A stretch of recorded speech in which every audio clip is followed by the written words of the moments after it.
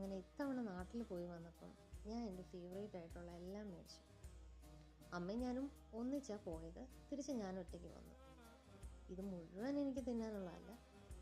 1-2 close ആയിട്ടുള്ള ആൾക്കാർക്ക് 1-2 സാധനം. ബാക്കിയെല്ലാം ഞാനും അച്ഛനും പതുക്കെ എടുക്കാമെന്ന് വെച്ചു. കപ്പ വറുത്തത്, മിച്ചർ, ചക്ക വറുത്തത്, അരിയുണ്ട, കുഴലപ്പം, മധുരമില്ലാത്തത്, പിന്നെ ഡാർക്ക് ഫാൻറ്റസി, വേഫർ, മോൾക്കിസ്റ്റ്, അത്ര ഈ സാധനം. ഇതെനിക്ക് പണ്ട് ഭയങ്കര ഇഷ്ടമായിരുന്നു.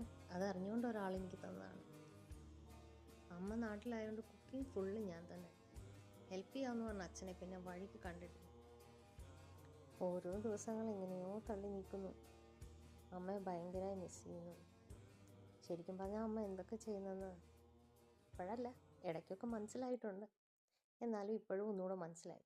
അങ്ങനെ ഒരു ദിവസം ഞാൻ എങ്ങനെയോ കുറച്ച് ബീൻസ് തോരൻ, പിന്നെ ഫിഷ് ഫ്രൈ, പിന്നെ കപ്പ, അത് ഞാൻ നാട്ടിൽ നിന്ന് കൊണ്ടുവന്നു.